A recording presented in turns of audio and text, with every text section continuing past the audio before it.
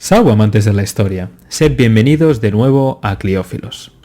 Hoy vuelve una de vuestras secciones favoritas, Los Pilares de Roma, donde nuestro colaborador ya veterano Ángel Portillo nos lleva un poco por estos temas menos conocidos de la sociedad e incluso el ejército romano, que quizás pues en los vídeos normales o en los documentales, películas típicas, quizá no se habla demasiado de ellos.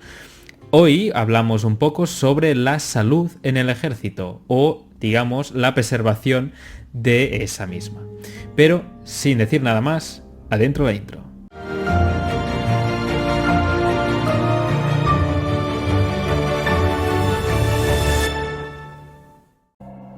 Bueno, pues ya que estamos aquí, nada más, me toca presentar a nuestro colaborador y separarme un poco para dejarle hacer su magia. Muy buenas.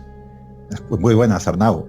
Como dices, me llamas siempre para estos temas un poquitín menos conocidos, no por eso menos importantes, ¿no? Y como has dicho tú anteriormente en la introducción, esta vez vamos a hablar, me comprometo ante ti y nuestros oyentes a sacar otra segunda parte de este programa. En este caso vamos a hacer como la medicina moderna, Arnau, que estamos ahora en este tema tan candente, está la prevención. Y luego está, dijéramos ya, cuando estás enfermo, todos estos tratamientos, ¿no? Yo que soy del mundo técnico, sería lo que sería el mantenimiento preventivo, que es antes de que se estropeen las máquinas, y luego si no logramos este mantenimiento preventivo, tenemos el correctivo. Llegar al mantenimiento correctivo siempre es un fracaso. En el caso de la enfermedad no es así, porque la enfermedad no tiene que ver siempre con la prevención. A veces viene de otros sistemas, ¿no? Pero es cierto que la prevención evita muchísimas enfermedades, y de eso vamos a hablar ahora, de la prevención de las enfermedades en los castres romanos, o sea, justo antes, ¿qué vamos a hacer para prever estas enfermedades? Pues venga, mejor prevenir que curar. Adelante. Ahí está, has hecho un buen eslogan. Sí, primero vamos a intentar ponernos un poco en contexto. Esta prevención se hace sobre todo en Roma, cuando empieza el ejército profesional. Eso no quiere decir que antes los romanos no fueran limpios o cuando intentaran tener una buena salud, sino que de punto de vista del Estado, desde el punto de vista de Augusto, por ejemplo, que fue el que empezó con esto, como el ejército era de levas, pues esto quizás era menos importante. Cada soldado de leva, Arnau, acuérdate, cuando tú eras joven que servías en la República, servir a Roma era un honor, pero te lo pagabas de tu bolsillo. Con lo cual, cada soldado se tenía que prever su salud. Cada jefe, cada legado, tenía su médico particular y se lo llevaba. El soldado que no podía pagarse un médico, pues no lo tenía. Probablemente seguirían a las legiones todo este tipo de personas, como pasaba en la Edad Media, ¿no? Todo este tipo de personas pues que hacían lo que ahora sería curanderismo, ¿no? Y con eso se tenían que aguantar los soldados. Cuando los soldados son de levas, pues es más fácil sustituirlo. Pero ahora imagínate, Arnau, que fue lo que pasó con Mario, que nos hace un soldado profesional, empezó con Mario y acabó con Augusto, y tenemos a un soldado que sirve 20 años, y tenemos un soldado con 15 años de experiencia, o con 10 años de experiencia. No podemos dejar que enferme, porque tiene una formación militar enorme. En aquella época era lo mejor del mundo militar que había, al menos en todo el Mediterráneo, ¿no?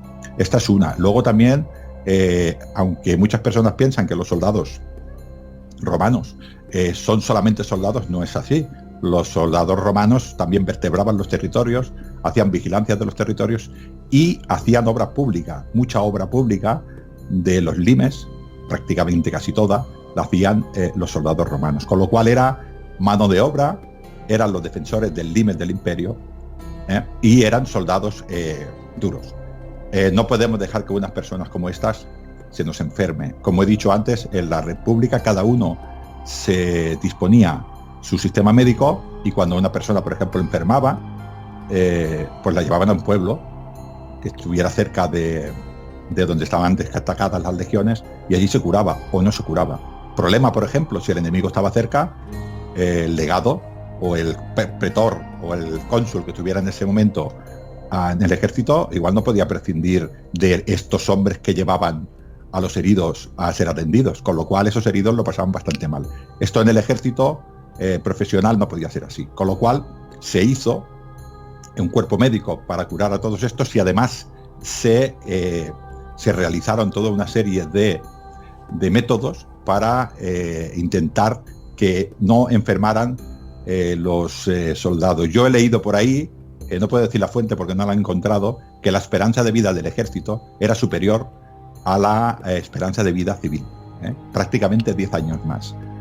Porque no solamente estos soldados tenían un sistema de salud más potente, sino que es que, parece una tontería, ¿no?, pero comían todos los días prácticamente. Cuando estaban en campaña, evidentemente, si estaban asediados por el enemigo, ahí hay muchos problemas, pero cuando ellos estaban asentados en el castrum, estos comían todos los días y cobraban todos los años, ¿no? En la época de Trajano, 1200 estercios al año.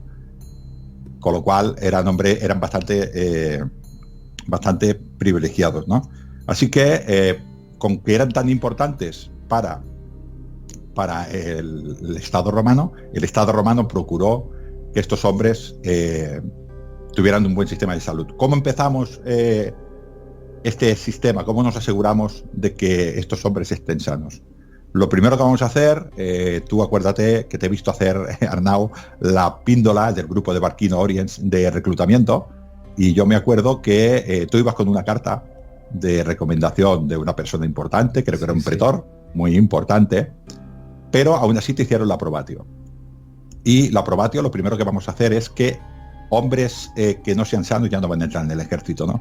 Renato nos dice que los soldados deben tener la mirada despierta, llevar la cabeza erguida, el pecho debe ser ancho, sus hombros musculosos y fuertes, sus dedos largos, sus brazos fuertes, su cintura pequeña, sus piernas y pies tan nervudos como flexibles. Estamos diciendo que allí ya no dejaban entrar a gente con grasa, estamos dejando que no dejaban entrar a gente, vamos, para que nos entiendan nuestros oyentes, les interesaba personas que serían ahora atletas de 10.000 metros. Ese tipo de persona era la que le interesaba en el ejército. Además les miraban. Y dime, para que la gente lo tenga claro, ¿preferían a gente del campo o de la ciudad? Evidentemente preferían a gente del campo. En el campo está la gente fuerte. Yo soy de Ciudad Arnao y estoy un poco amorfo, para que no vamos a engañar, ¿no? Ellos preferían mucho. Sí, ¿no?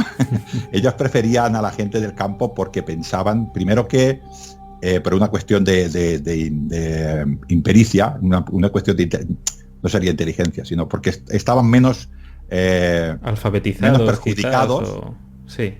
Menos corrompidos, ¿no? Digamos, por la ciudad. Sí. Tenían más implícitas, ¿no? No habían visto tanto mundo, no habían visto tanto vicio, no eran tan despiertos, no eran tan pícaros. Imagínate que va a un campamento de estos un ciudadano de 18 años de la Subura, ¿no?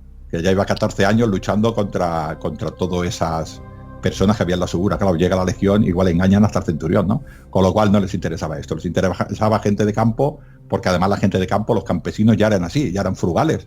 Los campesinos están en supervivencia, ¿no? Con lo cual comen lo justo necesario para poder hacer el ejercicio. Y ya tienen este tipo de estructura física, ¿no? También les miraban, por ejemplo, si caminaban rectos, si no tenían un pie más largo que el otro, porque si yo tengo un pie más largo que el otro, en las caminatas, al final voy a cargar más un pie con el otro y todo eso me va a proporcionar lesiones. Los ojos amarillos, el aspecto de la piel, o sea, ellos antes de entrar al ejército ya hacían una criba importante, con lo cual solamente entraban hombres sanos. Luego, por ejemplo, otra cosa muy importante, que esto no sale en las películas, es que cuando hacían estos entrenamientos, delante del palus, con su scutum que pesa el doble y los pilas que pesan el doble, había allí siempre un medicus viendo los entrenamientos, para que, si en caso de que una persona se lesionase, él ya veía cómo se había lesionado, o en el caso de que él viera que ese ejercicio podía estresar algún tipo de hueso o algún tipo de músculo, pues ya avisar y decir, cuidado, que se nos va a lesionar.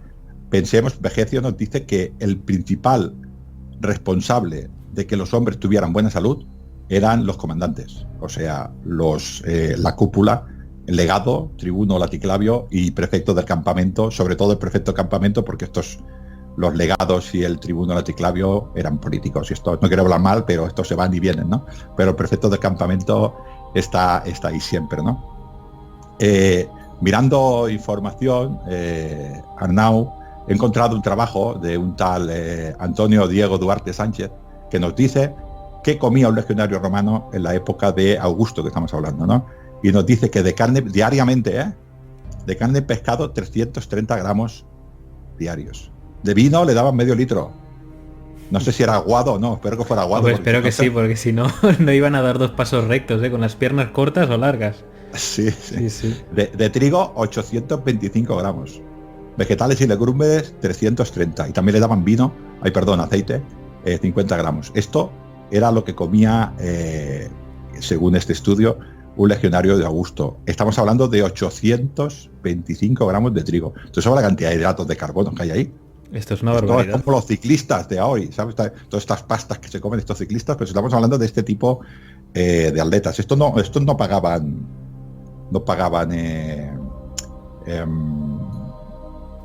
Se me ha ido de la cabeza. No pagan su comida, Esto sus no dietas, pagaban su dieta, sí. perdón, y entonces comían sí, todo lo que querían. De hecho, si a la gente pues le interesa un poco este tema, lo que recomiendo muchísimo es que echen un ojo a lo que se ha encontrado en el yacimiento de Vindolanda en el Reino Unido. Un campamento, digamos, relacionado con el muro de Adriano, donde ahí se han encontrado de todo, aparte de tablillas escritas y sandalias y de todo. Por la parte de la comida también se encuentra una barbaridad por el tipo de tierra que conserva muchísimo la materia orgánica, y ahí se puede ver perfectamente la dieta de estos soldados. O sea que si a alguien le interesa profundizar, también está esta parte más arqueológica. Vindolanda, podríamos decir, Arnau, que es la Pompeya del ejército, del mundo militar, porque lo de las tablillas es espectacular, Cada vez que van cavando, han encontrado muchísimas cosas allí, y lo que seguirán encontrando, ¿no?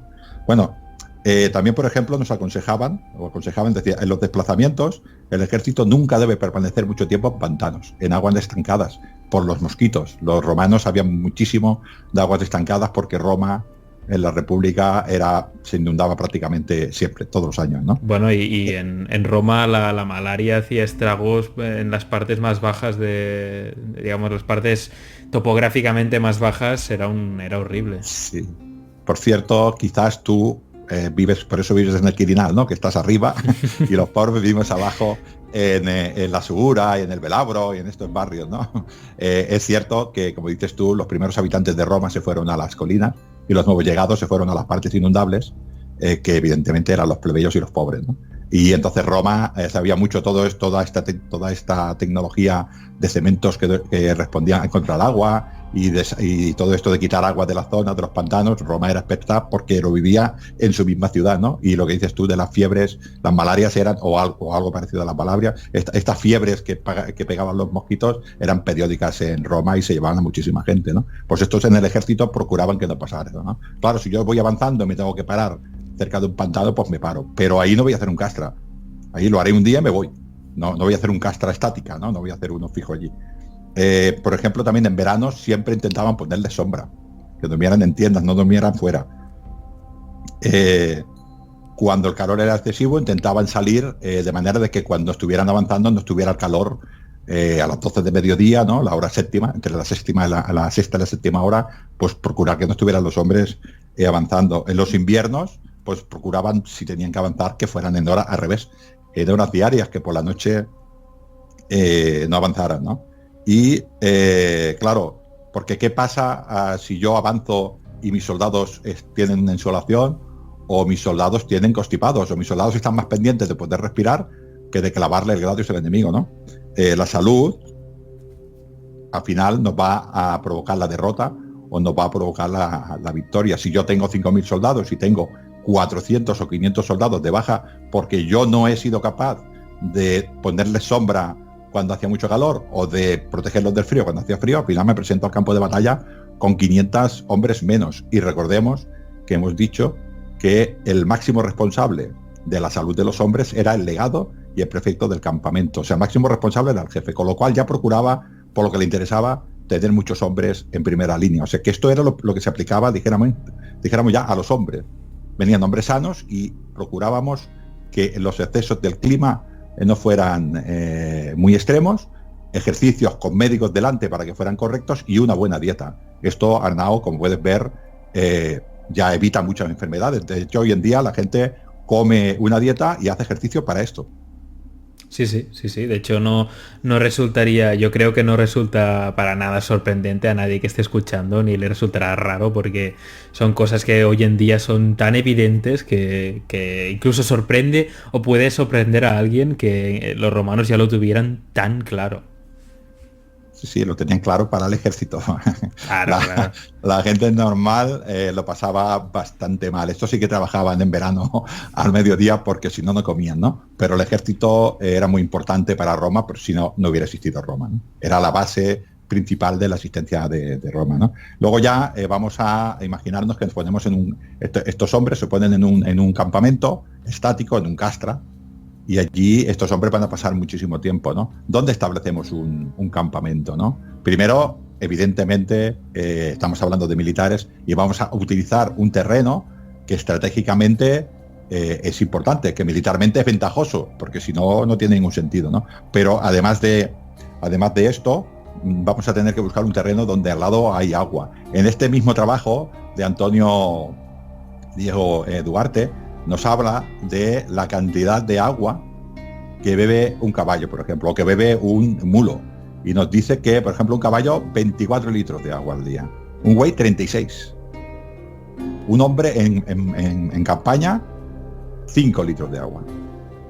Estamos hablando de que el agua es una cosa básica, con lo cual ellos colocaban un campamento donde tuvieran una base de agua importante. Pero claro, el agua tiene que ser agua sana, ¿no? Y nos dicen que el agua se reconoce, ante todo, que no proceda de estanques o de charcas, que no tenga su nacimiento en minas, que sea transparente y que no esté alterada por sabor u olor alguno, que no deposite lodo, que alivie el frío por tibia y aplaque el calor en verano por fresca. Estamos hablando de agua que corre por un río, para que nos entendamos. Agua que corra, no agua estancada, sino agua que corra, ¿no? Y además nos dice, cuando lleguemos allí, además de ver esto, tenemos que ver a los habitantes de la zona, ¿no? Si hablan bien, si la cabeza la tienen sana, si no tienen infecciones, ¿vale? Si tienen bien los pulmones, si no tienen problemas de estómago. Todo esto, las tripas, si no les duelen, si tienen bien los pulmones. O sea, les dice, cuando llegáis a un sitio a hacer un campamento, buscar un sitio estratégico, mirad que corra el agua, pero fijaros primero los habitantes, porque hay cosas ocultas en el agua. Ellos no tenían como nosotros, no podían ir a un análisis clínico, ¿no? O a un análisis, coger un agua y decir, mira a ver qué bichos tiene este agua, ¿no? Y ellos miraban a la gente y decían, no, la gente de aquí se ve esa nota, se ve fuerte, se ve bien. Pues si esta gente se ve bien y bebe este agua todos los días, pues el agua tiene que ser sana, ¿no? Esta prevención ya la estamos haciendo al ponernos, ¿no? Y luego también buscaban lugares en los cuales no estuviera, por ejemplo, dentro de un valle, para que no les cayera la niebla. O, por ejemplo, que hubiera muchas diferencias térmicas. Estamos hablando, Arnau, que los oyentes sean conscientes de que a veces militarmente esto no lo podíamos hacer, pero si podemos escoger, lo hacemos, ¿no? Con lo cual, el hecho de elegir un sitio o el otro sitio, ya allí ya estamos previniendo también enfermedades. El hecho de que no haya mucha niebla, ya estamos hablando, imagínate, Arnau, yo he vivido en zonas de niebla y te puedo decir que a las 3 semanas he cogido el coche y me he ido a ver el sol. Claro, claro. Porque mi cuerpo necesitaba el sol. Pues claro, estos soldados también necesitaban sol. El sol es importante para muchas vitaminas que tenemos en el cuerpo. Ellos no sabían muy bien qué sucedía, pero lo que sí que sabían es que en las zonas de niebla las personas tendían más a enfermar que en las zonas de sol, con lo cual intentaban siempre evitar este sitio, ¿no? ¿Qué más, por ejemplo, otro tipo de prevención también es dónde guardaban estos alimentos, ¿no? Nosotros le llamamos hórreos, ¿no? Los almacenes. Y estos, por ejemplo, decían, hay que orientarlos hacia el norte. Tienen que estar lejos de los baños, de los establos, de los hornos, de los estercoleros, de cisternas de agua, sobre todo de cisternas de agua sucias, ¿no? O sea, tienen que estar elevados. Tenemos que procurar que entre aire por abajo y salga el aire por arriba. Cuando hay circulación de aire, se nos lleva la humedad. Es decir, el aire se nos lleva la humedad. La humedad es el peor peligro, pues, para el grano, para el heno, para lo que nos vamos a comer, para el trigo. El trigo, si está seco, nos dura muchísimo tiempo. Si está húmedo, germina. Si germina y no nos damos cuenta, puede generar tipos de hongos. Incluso hay algunos hongos que son bastante venenosos, ¿no? Y ellos lo tenían muy claro, con lo cual el hecho de hacer un almacén ya lo tenían bastante planificado. Ya habéis visto estos hórreos de Asturias, creo que se llaman hórreos, sí, que están elevados y tienen estas entradas para que entre aire y se lleven la humedad. También era muy importante porque, claro, al final los animales, si enferman los animales, enferman las personas. Yo leí un texto de Dion Casio que nos hablaba de una peste de principio del siglo II, que fue cuando llevaron a la figura de Esculapio a Roma, ¿no? Y que decía que el año anterior murieron los bueyes y al año siguiente murieron las personas.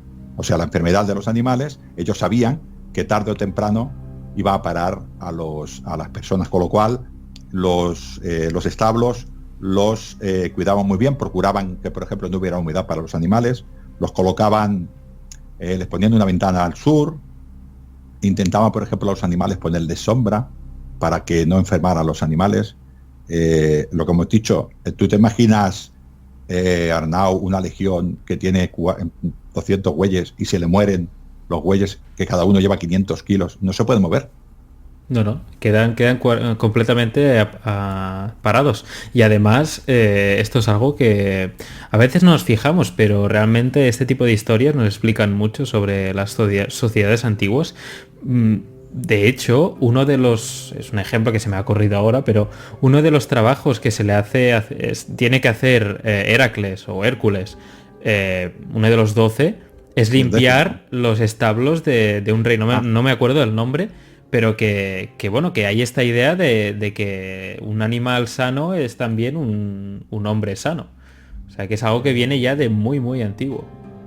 Sí, nosotros que quizás como vivimos en una sociedad en la que tenemos coches, quizás no nos damos cuenta, pero los mulos y los bueyes, una legión está totalmente parada, pero totalmente parada. Y además, como estos hombres viven continuamente con ese tipo de animales, si estos animales se enferman, los hombres también enferman. Si este heno que están comiendo estos animales, si esa cuadra o esos establos, depende del animal, está de una manera insoluble, allí también están los hombres cuidando de estos animales, con lo cual también los hombres también enferman, ¿no? Y una enfermedad, si es contagiosa, pues lo vamos pasando a todos. Hasta en las cuadras lo tenían claro. Ellos ponían la ventana, los encaraban norte-sur, para que en verano o en verano abrían la ventana para que corriera aire, y en invierno la cerraban para que no lo corriera, ¿no? Con lo cual intentaban que ese aire, esa circulación de aire, y renovando el heno y renovando la paja, ese animal tuviera salud. Importante también lo de los animales, ¿no? Tenemos una cosa también muy importante, son los aljibes. Quizás las personas que nos escuchan no lo sepan, pero procuraban, sobre todo los militares y todos los tratados que he leído de agricultura, los romanos procuraban el agua de beber, el agua de boca, que fuera de aljibes, o sea, de lluvia. Procuraban que fuera de lluvia, ¿no? Y la recogían con tuberías de barro. Esto se hace en muchísimas, yo estoy aquí en la zona de Cataluña, en la zona de la Ribera de Ebre, muchísimas masías tienen su aljibe, porque no tienen pozo, tienen su aljibe, y de los terrados de la casa, cuando llueve, llenan sus aljibes y beben muchísima agua de allí. Pues esto es lo que hacían los romanos, evidentemente con un aljibe bastante más grande, ¿no? Yo estuve estudiando un castra, que era el castra para uno de mis libros, el castra de la Legio Prima Itálica, la primera itálica, que estaba en Novae, y cerca de la torre, cerca en la parte tenían allí en la torre 6, tenían un aljibe bastante grande para todos aquellos hombres, ¿no? Y se cuidaba bastante bien este agua. Así que procuraban beber agua de lluvia porque era más sana que el otro agua. Si no les quedaba más remedio, pues bebían agua de río. Evidentemente, yo me imagino que en el Danubio, este campamento que te digo está en el Danubio, es difícil contaminar de una manera seria el agua del Danubio, ¿no? Pero había otros ríos más pequeños que había que ir con cuidado, ¿no? Letrinas, esto... Importante las letrinas. En todos los campamentos romanos se hacían letrinas con su correspondiente alcantarillado, que lo sacaba del castrum y lo lanzaba aguas abajo del río, no aguas arriba, porque si no contamino el mismo agua que estoy bebiendo, ¿no? Claro, si el campamento era usado por un día, pues no hacía falta hacer todo esto, se hacía un agujero, ya está, un hueco, y allí iban pasando los hombres, luego al irnos lo tapamos y ya está, ¿no? Pero la letrina es también muy, muy importante. Decir que esto es, Arnau, en cuanto a la prevención de los hombres, lo que hemos dicho. Primero, los hombres sanos, a los hombres los hacemos hacer ejercicios, a los hombres los controla los médicos este ejercicio, tienen una buena dieta. Estos hombres además comen bien todos los días, no dejan de comer. Y después ponemos todo esto de los orrea, que no tenga humedad, que no tenga hongos. ¿Cuántas personas habrán muerto por hongos? Tiene un nombre, pero ahora no me acuerdo, pero este hongo que sale en los cereales cuando germinan, ¿no? Han muerto muchísimas personas y además podríamos decir, Arnau, hombre, pues podrían dejar de comérsela. Es que igual no tenían nada más. Claro, no tenían de nada aire más. no se alimentan. No sé, por eso, ¿no? Ahora tener un problema de intoxicación alimenticio es bastante raro, pero en la antigüedad era bastante normal, porque había que, como estamos en economía de supervivencia, había que consumirlo todo, ¿no? Y esto eran conscientes los mandos del ejército, con lo cual iban con muchísimo cuidado con la carne seca que comían los soldados, con el trigo que comían los soldados, ¿no? Y luego, pues letrinas, eran conscientes de que tenían que sacar toda esa inmundicia, toda esa contaminación del castrum, ¿no? A esto, además, aquí voy a hacer un pequeño inciso para que nuestros oyentes se queden un poquitín con las ganas. Además de esto, Augusto creó un cuerpo de médicos. Estamos hablando como el ejército actual, un cuerpo de médicos, o sea, integrado en la estructura militar al mando del prefecto castrorum, aparte del prefecto de campamento. Tenemos un cuerpo médico, tenemos un valentuinaria, valentudo creo que salud, ¿no? Si no me equivoco, Arnau, en latín o algo así suena. Ahora me has pillado, ¿eh? Sí, bueno, pues creo que salud, y que sería un sanatorio, para que no sé, sería la traducción de ahora, ¿no? Y había auténticos hospitales. Yo, el Castra que he comentado antes de la primera itálica, ahora están haciendo excavaciones y han encontrado un hospital que se calcula que tenía para 300 camas. Es alucinante. Estamos hablando de 300 camas. Es exagerado. Y como hemos dicho que los mandos eran los responsables de la máxima salud del ejército, claro, iban con muchísimo cuidado y se hacían de médicos. Además, Augusto, a estos médicos les dio, Arnau, yo sé que tú ahora hay muchos soldados, muchos miembros del ejército que quieren pasar a rango ecuestre. Estos médicos pasaban a rango ecuestre. Para tener médicos, Augusto los puso, desde Augusto, una vez que estuvieran su tiempo de servicio, los pasó a rango ecuestre. Así que estos soldados tenían salud preventiva, o sea, se procuraban que tuvieran esta prevención en el Castra, y además teniendo un cuerpo médico exclusivo para ellos, que era para el ejército y para su salud. Como en toda la época antigua, en el caso del ejército, eran muy avanzados en trauma, en todo lo que va a tener un ejército, pues va a tener más trauma que no enfermedad, pero no porque fueran más atrasados, sencillamente es que no conocían las causas de la enfermedad, ¿no? Y muchísimas veces estas enfermedades se trataban pues como se trataban siempre, que era con religión y con ritos religiosos. Este tipo de enfermedad, alguna hierba, que también conocían bastantes y también sanaban, algunos principios activos que utilizamos ahora, también se utilizaban antes, pero muchísimas enfermedades les eran desconocidas y las intentaban arreglar, pues como se arreglaban en la antigüedad todas, que era la enfermedad, evidentemente era porque los dioses la querían así, pero los traumas no, porque ellos veían que un enemigo le había hecho un corte o le había roto una pierna y no, ahí no intervenían los dioses, ahí intervenía el enemigo, ¿no? Y ahí en traumas eran bastante avanzados. En el siguiente programa, si quieres, introducimos más todo este cuerpo de ejército, y si quieres solamente avanzar en una cosa, Arnau, que es la siguiente. Los romanos tenían un cuerpo de paramédicos, tenían unos paradox, o sea, en el desembarco de Normandía, todo el mundo ha visto las películas y salían unos soldados con la Cruz Roja en el casco, ¿no? Pues esto ya lo tenían los soldados romanos. Pues mira qué bien. Oye, nos has dejado un poco con el misterio. Déjame aclarar antes de irnos que he puesto una velita a San Google y me ha dicho, se me ha revelado en un suño, que Valetudinis efectivamente, como tú decías, significa salud. O sea que, muy bien. Pues nada más, creo que además nos ha quedado una media hora muy saludable. Mira, nunca mejor dicho.